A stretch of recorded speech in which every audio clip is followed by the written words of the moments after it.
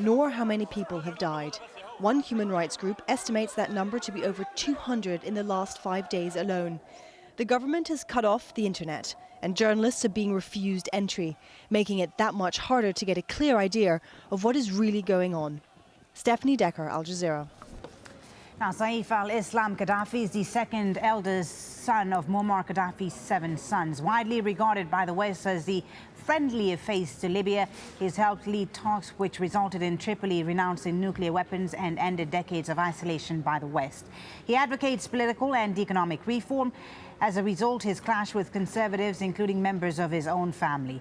And the government has restricted activities of 2 newspapers he's involved with. Saif al-Islam is regularly tipped to take over from his father, but he's renounced formal politics in the past. Here's how he described those responsible for the uprising against his father.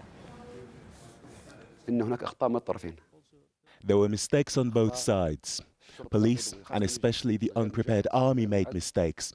And of course, we have people who were angry, and they had the right to be angry because they suffered deaths. There is an Islamic group with a military agenda, and they want their own system. And there were others, including people on drugs, people who were curious, and others who got excited by it. They were all just being used. So there are many different groups that have different interests in Libya. It is clear there are those who want to rule and become emirs or rulers themselves. This is high treason. And then there are our Arab brothers, watching from their comfortable chairs, drinking coffee and helping us Libyans burn and destroy our country. We are the losers, not them. Well, joining us now on the line from Libya's second largest city, Benghazi, is Hana El Galal. She's a professor and a member of the law faculty at the University of Benghazi. Thank you so much, Hana, for speaking to us. Please tell us first about the situation in Benghazi this Monday morning. Who's in control of the city? In control are the protesters in control, but we are having a situation now that because of the youth, some of the youth have the weapons from the brigade, and now it's a little bit chaos, and we are really worried a little bit here because we really need control. I mean, the protesters in control of the city, but we are having a big situation here because of the weapons that have been taken by young people from the brigade that has fallen under the protesters. So you say young people are now in control of the city. They have weapons with them. What exactly are they doing right now? Why do you say you're concerned about the situation? They're running with the weapons. They're not killing anybody, but it is a bit dangerous, or I say very dangerous, because there is euphoria of liberation after 42 years for those young kids who had no dreams, had no hopes, no education, no health, and it's an euphoria, and they have weapons, and we don't have in control, and we are hoping the people, the other cities like the capital city Tripoli, they learn from this lesson, and they should be more organized. And as we heard from the Saif al-Islam's speech, he wants to create chaos. So he wants to scare us, but we are hoping now that the people responsible here for the revolution, they are trying to put things in order. So is there any chaos or unrest right now in Benghazi as we speak? You mentioned that you were concerned. No, I am in the streets, and the cars are we're driving in our cars going to the court. There is no unrest really. There's no killing at the moment in Benghazi. I am in the center. I'm next to the port of Benghazi, going to the port. Cars are going normally, but we just know that there is some youth with dangerous weapons in their hands, and we need to solve this problem. We have to solve this issue now. Is there a security presence at all? Is the army or security forces, are they present at all? No security forces, no security forces at all. There is no police, there is nothing. It's only the people and the youth with these weapons. Okay. Tell us about what happened on Sunday in Benghazi, because there was a lot of clashes there. Do you know how many people were killed yesterday? Well, yesterday it's around they say 40. I cannot confirm that, but what we are sure of that there was lots of deaths in the brigade of El Fadil in Birka, which is we estimated was 250 now. The death here in Benghazi, they are estimated according to doctors to 250. I cannot confirm that because, as you know, yesterday even the mobile inside Benghazi has been not working very well. So you say around 200 victims. Do you know, Hannah, who the victims were? Were they civilians or were they military?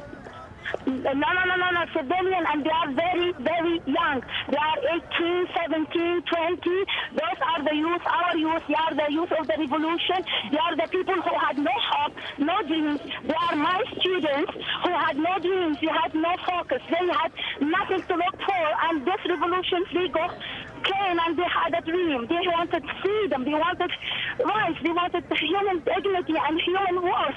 They had something, and they were just going there after they returned from the funerals. This brigade has shot on them, so they came back without weapons, with only rocks in their hands, and they just got firing on them with anti-planes, not the humans. Okay. I'm sorry. Okay, thank you. With heavy weaponry, and they were just killed. It was a massacre. It was a crime against humanity. It was inhumane. It's really a massacre. It was horrible. Okay. A very upset resident there of the city of Benghazi, Hannah El Galal, telling us there about the situation in Benghazi, saying that youth are now in control of Libya's second largest city. Well, let's take a look at some of the other developments now. The European Union has denounced the government's bloody crackdown against pro-democracy protesters and called for an end to the violence. Hundreds of Libyans have stormed a South Korean-operated construction site near the capital, Tripoli. And Libya's ambassador to India has reportedly stepped down in protests against the violence. While turning now to protests elsewhere in the region, anti-government demonstrators in Bahrain have spent another night camping in the capital, Manama. Hundreds of people slept at the Pearl roundabout after the government ordered the military to withdraw from the area. James Bays reports on what's next for the protesters. They are determined to make this a permanent place of protest. A day after the army and police withdrew, the area around Pearl Roundabout has become a tented city with free food, water and electricity. The protesters are pitching camp and they say they won't leave until they get what they want. Zain al-Abidin down. Mubarak down. Al-Khalifa down, down, down. Can the king make political concessions, or is it too late? It is too late now. Now people, you can hear them. They want to change all the government. They want a new government. They want to choose by themselves. They want election. The Bahrain government says it's opening a dialogue with the people. I am not one of those who would ask you to forget about your interests. So an important part of our future work is to be in touch. As for